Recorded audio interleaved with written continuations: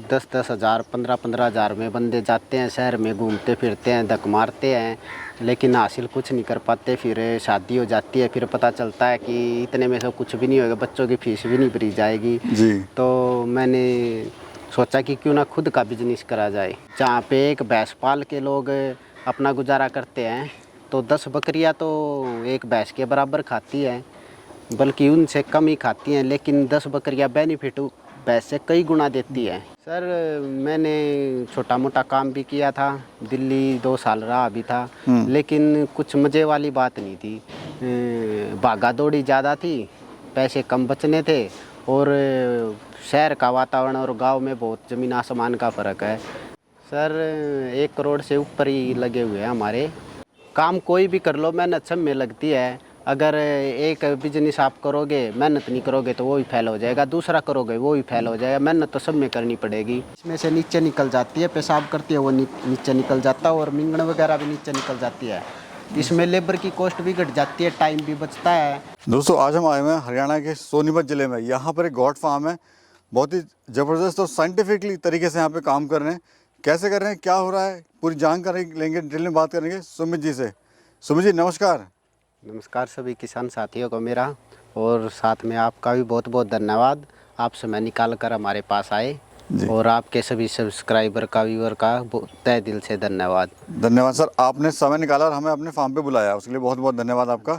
दो फार्म जो है काफ़ी बड़ा है, और यहाँ से जो एंट्री शुरू होती है सर की फार्म की, देखिए। तो सर बताते चलिए क्या क्या है, ये क्या है यहाँ पर? ये सर हमारा ऑफिस है, रहने के लिए कोई मेहमान वगैरह आ जाए उसके लिए भी सब सुविधा है जी। और सर इधर अपने खेत वगैरह है यहाँ पे? ये सर साइड में हरे चारे की सुविधा पशुओं के लिए, जी जी। और यहीं पे घूमने फिरने की है। और सर ये क्या रखा हुआ है यहाँ पे? ये सर जवार है जो हरे चारे में यूज करते हैं इस्तेमाल हम होती पशुओं है। के लिए। गोडाउन है सर सर? लौंग पत्ती और गवार का भूसा वगैरह है। हाँ हाँ, ये गोडाउन हो गया। दोस्तों वीडियो में मज़ा आने वाला है, क्योंकि फार्म जो है बहुत ही अच्छा, और बहुत ही अच्छा है कि यहाँ पे पैसा इन्वेस्टमेंट किया हुआ है। लगभग एक से 1.5 करोड़ यहाँ पे खर्च लगाया हुआ है पूरे फार्म पे, देखिए। और फार्म भी कितना ज़बरदस्त बनाया हुआ है, एलिवेटेड पूरा बनाया हुआ है, और ऐसे फार्म कम ही देखने को मिलते हैं। चलिए सर आप आगे आगे और हम पीछे पीछे। तो सर थोड़ा जान लेते हैं पहले, फिर चलते हैं ऊपर। थोड़ा अपना परिचय आप दे दीजिए, कहाँ पर हैं ये फार्म आपका, और क्या आपका एजुकेशन बैकग्राउंड वगैरह रहा, क्या आप पहले करते थे इससे? नाम मेरा सुमित दहिया है, और गांव सिलाना, ज़िला सोनीपत, तहसील खरखोदा, और मैं हरियाणा स्टेट से बिलोंग करता हूं।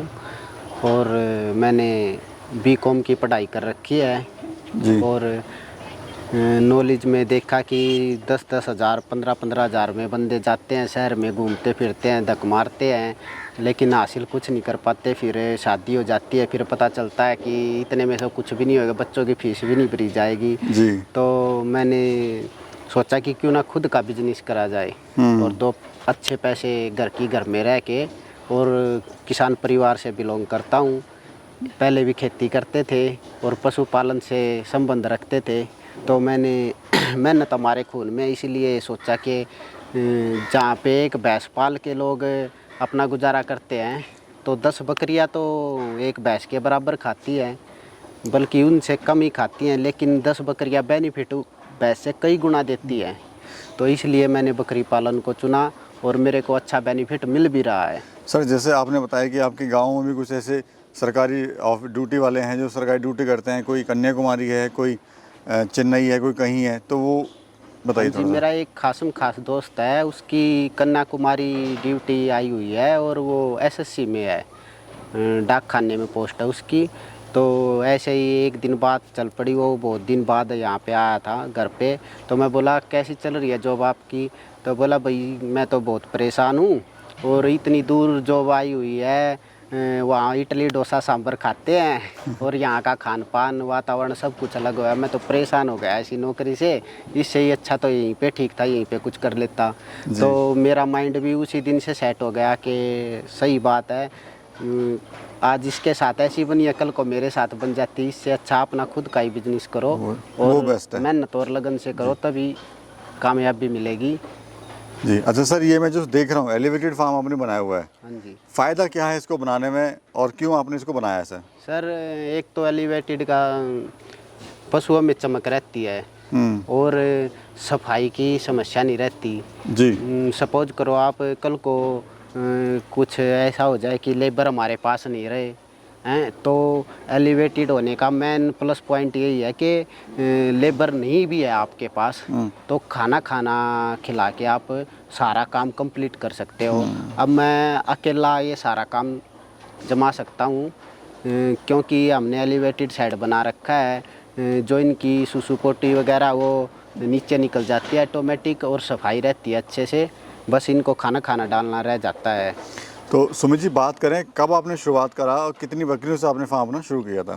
सर, हमने 2 साल पहले शुरू करा था और अब जो ये मार्च आएगा 2024 का हमें 3 साल पूरे हो जाएंगे और 100 प्लस पशु से हमने शुरू किया था। जैसे आप सर शहर में भी जॉब वगैरह कर रहे थे, हाँ जी तो क्यों आपने गॉट फार्मिंग को चुना? क्यों, क्या आपको ऐसा लगा कि आपको गॉट फार्मिंग करनी चाहिए? सर, मैंने छोटा मोटा काम भी किया था, दिल्ली 2 साल रहा भी था, लेकिन कुछ मज़े वाली बात नहीं थी। भागा दौड़ी ज़्यादा थी, पैसे कम बचने थे और शहर का वातावरण और गांव में बहुत ज़मीन आसमान का फ़र्क है। थकान होती थी और शरीर भी डाउन होने लगा था, तो इसी कारण से मैंने बकरी फार्म चुना कि 2 रुपये पैसे अच्छे बचेंगे और घर पे मेहनत भी करते रहेंगे। तो अभी कैसा लग रहा है सर? सर, बहुत अच्छा फील हो रहा है, मज़े आए। तो कितना समय आपको हो गया? 3 साल हो जाएंगे सर, अभी जो मार्च आएगा ना 2024 में पूरे 3 साल कंप्लीट हो जाएंगे हमारे। तो जब आपने काम स्टार्ट किया, क्योंकि काफ़ी अच्छा आपने यहाँ पे पैसा इसमें इन्वेस्टमेंट किया हुआ हाँ है, जी। लगभग कितना किया हुआ सर? सर, 1 करोड़ से ऊपर ही लगे हुए हैं हमारे और जगह अपनी है। तो इतना 2 किले ज़मीन में ये फार्म बना हुआ हमारा, 2 किले से ऊपर है। लोग कहते हैं सर कम बकरियों से शुरू करें, कम इन्वेस्टमेंट से शुरू करें, लेकिन आपने 2 करोड़ के आसपास पैसा लगा दिया है। हाँ जी तो क्या कॉन्फिडेंस था कि मैं चला लूँगा इसको? हाँ जी हाँ जी। काम कोई भी कर लो, मेहनत सब में लगती है। अगर एक बिजनेस आप करोगे, मेहनत नहीं करोगे तो वो भी फेल हो जाएगा, दूसरा करोगे वो भी फेल हो जाएगा। मेहनत तो सब में करनी पड़ेगी। आखिरकार जब समय और बलिदान मांगती है मेहनत, तो आप समय दोगे अपने बिजनेस को और मेहनत करोगे तो सफलता तो ज़रूर मिलेगी सर। सर, बकरी फार्म बंद भी हो जाते हैं, युवा बड़े उत्साह से बकरी फार्म खोलते हाँ हैं, जी। लेकिन साल 6 महीने में कहीं ना कहीं वो फार्म बंद हो जाते हैं। तो रीज़न क्या रहता है, कहाँ गलती होती है, क्यों फार्म बंद हो जाता है, जबकि बकरी पालन काफ़ी प्रॉफिटेबल बिजनेस भी है? हाँ जी सर, मेन पर्पज़ तो ये है कि जल्दबाजी में कर लेते हैं, ज्ञान की कमी होती है और कुछ किसान भाई जल्दबाजी में फार्म तो खोल लेते हैं, लेकिन उनके पास पीछे बैकअप नहीं रहता। जितना पैसा होता, कॉस्ट होती है, सब लगा देते हैं फार्म में और फिर उनको खिलाने पिलाने के लिए और उसके लिए उनके पैसे ख़त्म हो जाते हैं। तो फिर इसी का ये भी मेन कारण है बंद होने का। और दूसरा मेन कारण ये है समझ नहीं होती, ट्रेनिंग वगैरह नहीं करते या किसी के कांटेक्ट में नहीं रहते। ज्ञान की कमी जहाँ पे होगी वो काम चलेगा ही नहीं सर। जी। अभी मुनाफा वगैरह ले आ रहा है सर आपको? हाँ जी, आ रहा है। हमने 3 लोट एक बार निकाले थे, 2 लोट एक बार निकाले थे, बच्चों के भी। और कई किसान भाई हमसे जुड़े हुए हैं जिनको कुर्बानी के बकरे चाहिए, उनके लिए हम बच्चे भी उपलब्ध कराते हैं। और कोई किसान भाई जो हमसे सीख लेके, ज्ञान लेके और बकरी फार्म खोला भी है कई बंदों ने, तो हम उनको बकरी भी देते हैं। जी जी। आइए सर सिस्टम देख लेते हैं, सिस्टम क्या है, कैसे काम करता है ये। ऊपर सर आपने ये लकड़ियाँ क्या बना हुआ है फार्म? हाँ जी, ये देखो आप, ये हमने वुडन फ्लोरिंग करवा रखी है। जी। ये लकड़ी का आपने पूरा बनाया हुआ है? हाँ जी हाँ जी। तो कारण क्या रहता है सर, क्यों आपने ऐसा किया हुआ है?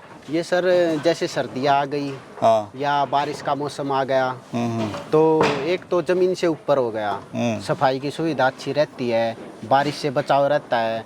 और मिंगन वगैरह पैसा वगैरह इन में से हमने जगह छोड़ रखी है, 1 इंच वे नीचे गिर जाती हैं और सफाई अच्छी रहती है और पशु चमकदार रहते हैं बिल्कुल।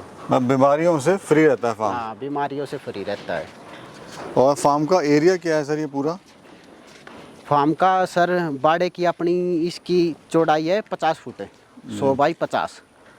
अगर बकरियों की बात करें, ब्रीड कौन सी है और क्या ब्रीड सर, खासियत है इस ब्रीड की? हमारे सर सोजत है, सोजत हैदराबादी क्रॉस है और बीटल भी है अपने पास।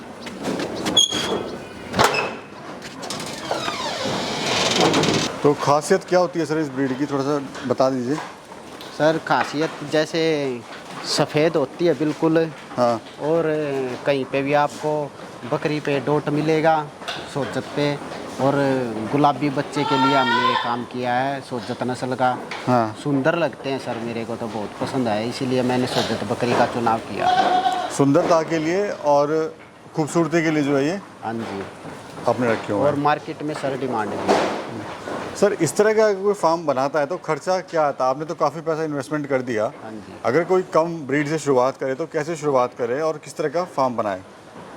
सर, अगर किसी के पास बजट कम है तो वो कम से भी शुरुआत कर सकता है, लेकिन उसको ध्यान में रखना होगा किसान भाई को, नॉलेज ज़रूरी चीज़ है। सबसे पहले उसको ट्रेनिंग लेनी चाहिए, किसी भाई से संपर्क करना चाहिए, और कम से भी शुरुआत कर सकता है। ज़रूरी नहीं है कि एलिवेटेड ही बनाना ज़रूरी है। जी। अब किसी के पास बजट होता है, किसी के पास नहीं होता, तो अगर किसी के पास बजट नहीं है तो कम से ही बना सकता है। टीन वगैरह डाल के भी अपना काम चला सकता है। अच्छा, ये जो गैप होता है सर, इसमें से पूरी जाती है मिंगन वगैरह इनकी? हाँ जी, हाँ जी, इसमें से नीचे निकल जाती है, पेशाब करती है वो नीचे निकल जाता है, और मिंगन वगैरह भी नीचे निकल जाती है। इसमें लेबर की कॉस्ट भी घट जाती है, टाइम भी बचता है, और जल्दी सफाई भी हो जाती है। अब 15 मिनट में ये इतना लंबा शेड है, 15 मिनट में हमारी लेबर सब साफ कर देती है। और ये सूखा भी रहता है सर इसमें? हाँ जी बिल्कुल। और एक प्लस पॉइंट और है, सर्दियों में ये गर्म रहते हैं और गर्मियों में ठंडे रहते हैं, नमी को सोखते नहीं है सर। नमी को, बिल्कुल बिल्कुल। और सर इनकी खासियत क्या होती है बकरियों की, कितने बच्चा देती है ये? सर बकरी, मेरी बकरी सब की सब 2 बच्चे तो देते ही हैं। हाँ। और कोई बकरी ऐसी हो वही पहली बार ब्याई हो, उसके चांस हो जाते हैं एक भी दे दे, नहीं तो मेरी सब बकरियां 2 बच्चे तो देते ही हैं कन्फर्म। अच्छा, मार्केट सर कैसे बनाएं, कहाँ माल बेचें, थोड़ा सा बता दीजिए, या आपने अपनी मार्केट कैसे बनाई है, जो दर्शक भाई देख रहे हैं उनको थोड़ा हौसला बढ़े, उनको पता लग सके किस तरह सबसे से। पहले सर, आप अगर बकरी फार्म में आना चाहते हैं, आपको पसंद है, करना चाहते हैं, तो आपको मेहनत करनी पड़ेगी। और आप अपने एरिया वाइज बकरी सब अच्छी हैं, सभी नस्ल अच्छी हैं, लेकिन आपको ये देखना कि मेरे एरिया में डिमांड किस पशु की है, आप वही बकरी का चुनाव करें। और मंडी वगैरह से ना लें पशु, आप किसी फार्मर से ही लें जो पालता है, या किसी का फार्म वगैरह है, क्योंकि उसकी मजबूरी भी हो जाती है सभी पशुओं को वैक्सीनेटेड करना और स्वस्थ रखना। अगर आप मंडी से ले गो, उसकी क्या गारंटी है कि उसने वैक्सीन कर रखी है या उसका पशु स्वस्थ है, कुछ गारंटी नहीं होती सर। जी, तो ट्रेनिंग वगैरह से लेना ज़रूरी है, ट्रेनिंग ले तो कहाँ से लें, और बता दीजिए किन किन बातों का ध्यान रखें ट्रेनिंग के अंदर? हाँ जी, ट्रेनिंग लेना बहुत ज़रूरी है सर, क्योंकि ये धंधा है जो ज्ञान के बगैर नहीं चलेगा। और आप ट्रेनिंग एक जगह से नहीं लें, 2-3 जगह से ट्रेनिंग लें, क्योंकि अगर एक जगह से आप ट्रेनिंग लेंगे, क्या पता ज्ञान की कुछ कमी रह गई हो, अगर आप दूसरी जगह जाओगे वहाँ पे पूरा हो जाएगा, तीसरी जगह पे जाओगे तो वहाँ पे पूरा हो जाएगा। ट्रेनिंग लेना बहुत ज़रूरी है, बगैर ट्रेनिंग के, बिना सूझबूझ के, ज्ञान के कोई भी इस धंधे में ना आए। और ब्रीड का चुनाव, ब्रीड लेने में भाई लोग बड़े कंफ्यूज रहते हैं, कौन सी ब्रीड लें, तो बता दीजिए ब्रीड का चुनाव कैसे करें सर, और कौन सी ब्रीड लें? वो सर अपने एरिया में घूम के देखो आप, किस नस्ल की डिमांड ज़्यादा है और कौन सी जल्दी बिक जाती है। जी, मार्केट में घूम के देखे, नस्ल सब अच्छी हैं, ऐसी कोई बात नहीं है, बस अपने एरिया के हिसाब से आप चुनाव करें। बहुत बहुत धन्यवाद सर, आपका समय दिया आपने, वक्त दिया, और एक अच्छी जानकारी यहाँ पे लोगों को देने की कोशिश करी। धन्यवाद सर। धन्यवाद सर।